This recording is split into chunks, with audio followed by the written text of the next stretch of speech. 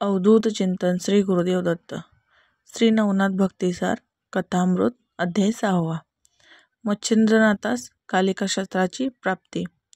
बारामल्हार पवित्र स्थानी मच्छिंद्रनाथाने अष्टभैरवादिकांची खात्री करून देवीचा प्रसाद मिळवला.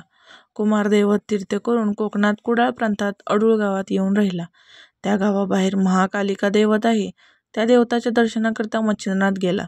ते कालिका दैवत अति खडतर असून शंकराच्या हातातल्या कालिका शस्त्राची तेथे स्थापना केलेली आहे. त्या अस्त्राने पुष्कळ दैत्यांचा प्राण घेतला असून शंकर महाराज प्रसन्न आहेत. त्या अस्त्ररूपी कालिकेस वरप्रदान देण्यास तयार झाले होते. तेव्हा तिने वर मागून घेतला की आजपर्यंत मला सांगितलेली सर्व कामे मी केली. आता मला येथे विश्रांती घेऊ द्यावी.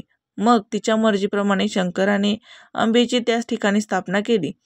त्या देवतांच्या दर्शनास्तव मच्छिंद्रनाथ देवालयात आले व त्याने देवीचे दर्शन घेतले आणि प्रार्थना केली की मातोश्री, मी मंत्रकाव्य केले आहे, त्यास तुम्ही सहाय्यक असावे आणि माझ्या हातात राहून माझी कवित्वविद्या गौरवून वरदान देऊन तू उदयास आणावी. अशा प्रकारची मच्छिंद्रनाथाने केलेली प्रार्थना ऐकून देवी संतप्त झाली. अगोदर त्या अस्त्रास श्रम झाले होते, तशा ते मच्छिंद्रनाथाचे भाषण ऐकून अग्नीत तूप पडल्यासारखे होऊन तिला अत्यंत राग आला व ती त्यास म्हणाली, अरे नष्टा पतिता, मला फार श्रम झाले आहेत. असे असता मला आणखी दुःख देऊ पाहतोस. तू कवित्वविद्या निर्माण करून माझ्याजवळ वरप्रदान मागत आहेस, पण तेणे करून मला तू विघ्न करावयास आला आहे. हे निवांत स्थान पाहून मी येथे येऊन राहिले. असे असता दुरात्म्या मला त्रास देण्यास आला आहेस. तर आता माझ्या डोळ्यासमोर उभा न राहता चालता हो, नाहीतर तुला शिक्षा करीन. अरे शंकराच्या हातातली अस्त्र, ते मी तुझ्या हातात येऊन राहीन की काय? अरे मला बोलावण्यासाठी तुझ्या मनात शंका तरी कशी आली नाही?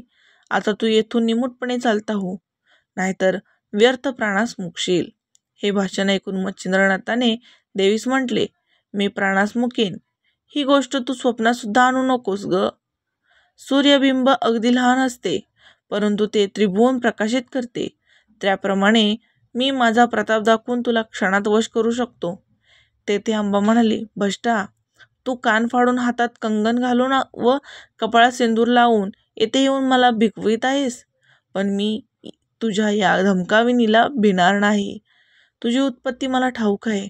अरे बोलून चालून तुझा बाप कोळी, तू मासे मारून निर्वाह करायचास. ते सोडून का दिलेस? तुला दारिद्र्याला ही अस्त्रविद्या कशाला पाहिजे?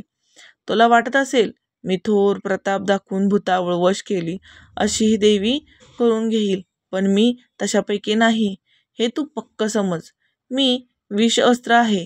किंचित वाकडी नजर करेन तर सारे ब्रह्मांड पालते घालून लोळवून टाकीन. तेथे तू आपला कच्चा दिमाग दाखवतोस. तेव्हा मच्छिंद्रनाथ म्हणाले, देवी मी सांगतो ऐक. बळी वामनाला मशका समान समजत होता, परंतु त्यालाच परिणामी पाताळ लोक पाहावा लागला. हे भाषण ऐकून देवीस अतिशय राग आला. ती त्यास म्हणाली, तुझमध्ये कोणता प्रताप आहे तो मला आता दाखवच. तेव्हा मच्छिंद्रनाथाने म्हणाले, तू शंकराच्या हातामध्ये राहून मोठमोठाले पराक्रम केल्याचे दिमाखात मला दाखवित आहेस, तर तो तुझा प्रताप तू मला आता दाखवच. याप्रमाणे मच्छिंद्रनाथाने भाषण ऐकून भद्रकाली सिंहासनासारखी आरोळी मारून आकाशात प्रकट झाली. इतक्यात भयंकर शब्द येऊ लागला, जो गाड्या, आता आपला जीव प्राण वाचव. तू आपल्या गुरुचे स्मरण कर, कारण वस्त्रास्त्राने जसा पर्वताचा चुरडा होतो तसा तुझ्यामुळे पृथ्वीचा होईल. अरे ही कालिका आज पृथ्वी सपाट करून टाकण्यास तयार झाली आहे. आता तुझा निभाव कसा लागेल? अशी बरीच धमकावणीची भाषणं मच्छिंद्रनाथाने ऐकून घेतली आणि तो म्हणाला, तू पाहिजे तसे बोलावशील तरी तुझ्यापासून माझे काही वाकडे व्हायचे नाही. असे सांगून त्याने भस्म हातात घेतले व वासव शक्ती मंत्र जपून तो भस्म आकाशात फेकून दिला. तेव्हा ती दैदिप्यमान वासव शक्ती तत्काळ प्रगट झाली. सूर्याच्या हातचे वासवस्त्र आणि शंकराच्या हातचे भद्रकाली किंवा कालिका अस्त्र या उभयतांचे युद्ध सुरू झाले. दोन्ही अस्त्रांची झोंबी लागून ती एकमेकावर प्रहार करीत होती. झगडता झगडता शेवटी कालिकेने वासव शक्तीचा पाडाव केला आणि मोठ्या आवेशाने ती मच्छिंद्रनाथावर चालली. हे नाथाच्या लक्षात येताच त्याने पुन्हा भस्म घेऊन एकादश रुद्र मंत्रयोग सिद्ध करून फेकताच एकादश रुद्र प्रकट झाले. ते भयंकर व अनिवार्य प्रयळ करणारे प्रगट होताच कालिकेचे तेज फिके पडले.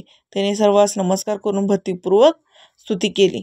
तेव्हा ते सौम्य झाले. असे पाहून मच्छिंद्रनाथाने वज्रास्त्र धूमास्त्र ही सोडली, परंतु त्यांचे काही वर्चस्व होईना. कारण कालिकेने धूमास्त्र गिळून टाकले व वस्त्रास्त्र शैलाद्री पर्वतावर आपटले, जेणेकरून तो पर्वत फुटेल.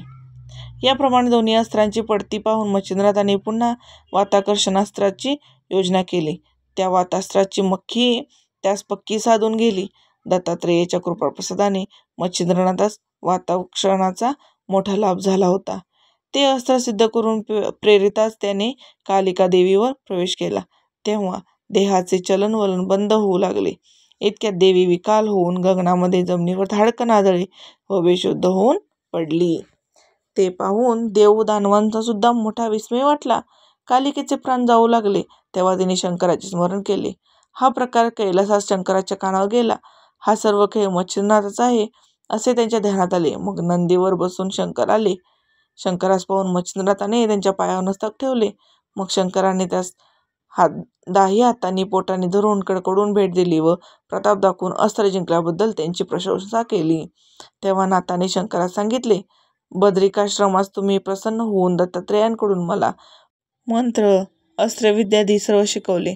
तो हा सर्व कृपेचा प्रताप होय. त्यावर शंकराने म्हटले, तूर्त ते असो, तू प्रथम कालिका देवी सावध कर. तेव्हा नाथ म्हणाला, तुम्ही आपल्या वरदहस्त्र माझ्या मस्तकावर ठेवा. असे ऐकून तुला कोणती इच्छा आहे? म्हणून शंकराने त्यास विचारल्यावर त्याचे मागणे मागितले. जशी शुक्राचार्याने संजीवनी विद्या काच्यास दिली, त्याचप्रमाणे सबरी विद्येची तू मजकडून कवित्व करविलेस. तसा वर देऊन मला कालिका शस्त्र द्यावे व तुझ्या हाती राहून कालिकेने जशी असंख्य कार्य केली तशीच तिने माझ्या हातात राहून करावी. पुढेही मंत्र कार्यात तिने उपयोगी पडावे. असे जर मला वरदान द्याल तर मी निरंतर समाधान वृत्तीने जेवदान देऊ शकतो. तिला मी सर्वस्वी तुझ्या स्वाधीन करतो व मी देखील तुला सर्व प्रकारे अनुकूल आहेत असे वचन मिळतात. मच्छिंद्रनाथास व शंकराच्या पाया पडतो. मग वातास्त्र मंत्र म्हणून भस्म फेकून वातावरणात अस्त्र काढून घेतले.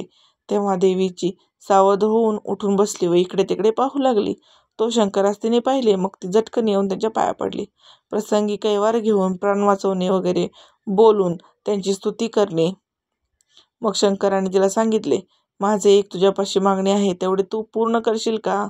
तेव्हा कोणता हेतू मला म्हणून शंकरास विचारल्यावर त्याने सांगितले की माझ्या हातात तू बहुत दिवस राहिलीस, पण आता तू जगाच्या उपहारार्थ मच्छिंद्रनाथाच्या सहाय्य करावे.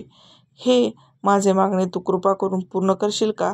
हे ऐकून तिला हसू आले. ती म्हणे, मी तुमच्या पायाची दासी आहे. असे असता अर्जव केल्यासारखे म्हणून तुम्ही माझ्याजवळ दान का मागत आहे?